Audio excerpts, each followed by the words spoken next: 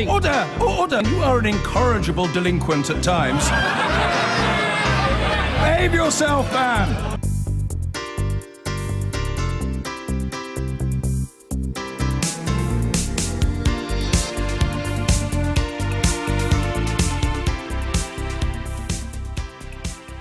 Now, it's been a week in which Brexit has been knocked off the front pages for obvious reasons, but that doesn't mean it's gone away. Leaked WhatsApp messages from Tory Brexit-supporting MPs suggest that the tentative truce in the Tory party might not last any longer. The Brexit secretary faces a legal challenge, which Remain campaigners hope will force a second referendum. And a survey for KPMG this morning says that business backs a swift transition over no deal and being forced to trade under WTO rules. Well, joining me now to discuss all of that, the founder of one of the country's largest pub chains and a leading Brexit supporter, Tim Martin. Very good morning to you. Morning, Neil. How satisfied are you with where we currently are in this Brexit process? Suggestion from Bloomberg is that British officials are now talking about our kind of official exit day, moving from October next year a little closer to the final date, the final cut-off point. I mean, what's your assessment? I think the government's done OK. It's obviously a very difficult area. No one's done it before. I think the main point is that we are leaving.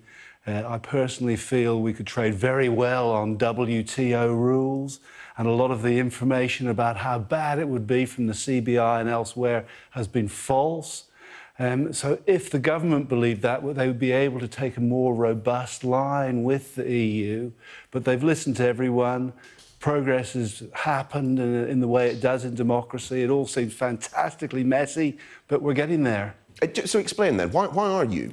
And you're not alone, but there aren't a huge number of people who are incredibly sanguine about the fact that we could revert to WTO rules. I mean, why does that not concern you? Because the essential nature of the EU and the customs union is misunderstood. It's thought by the public and its PR is that it's a free trade organisation, but it's only free trade within its borders, which is about 7% of the world. If we leave under WTO rules, we can eliminate all tariffs for the other 93% of the world, which are very substantial on things like food. That will reduce prices in the shops, improve standards of living, improve the purchasing power for the British public. So really, it benefits consumers, and also you'd save the 10 billion quid a year. So I think the first thing you should do is give both those things to the public. It'll give a shot in the arm, and you can go from there. But what does opening up trade, free trade, to the 93% of the rest of the world that you mentioned, what does that do for standards, and what does that do for our domestic manufacturing base? It does nothing bad for standards whatsoever. If you sell a car to the UK or a car to America, whatever regime they trade under, you have to obey the local standards, and that's what manufacturers do. In terms of safety, but not in terms of production. In terms of both things, if you have to obey the rules of the country in which you operate, so there'll be no reduction in standards of food or anything else in the UK if we reduce tariff barriers. There's no need for that to happen. The standards of stuff that's produced outside the EU today, which comes into the country and is subject to tariffs, has to comply with UK legislation and EU legislation today. But you see absolutely no concomitant knock-on effect, negative knock-on effect for our own domestic manufacturing base. Well, we had this argument very thoroughly 200 years ago with the Corn Laws, and we abolished the Corn Laws, food prices went down, and there are potential trouble for farmers if they aren't efficient. But New Zealand and Australia have more or less abolished all these tariffs. That has Singapore, Hong Kong, Macau, extremely successful economies, and they've done very well on world markets. I don't think tariffs work. And in fact, the main argument that people put in front of the EU for staying in the customs union is free trade. But it's a contradiction, because it's only free trade for the chosen few. Is it all about the bottom line for you? I mean, is it all about maximising margins and profit? I'm 62 years old, 63 next month, been trading for nearly 40 years.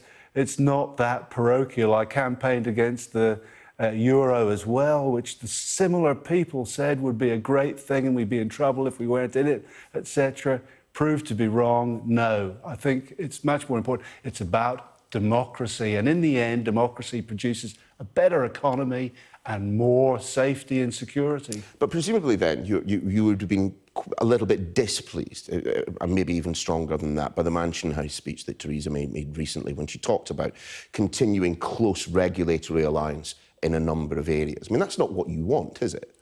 Well, I think, there's no reason why we shouldn't have a high level of regulation. I think that's what she's saying. I think you do need regulation. We'll have it anyway. We're incorporating all EU rules.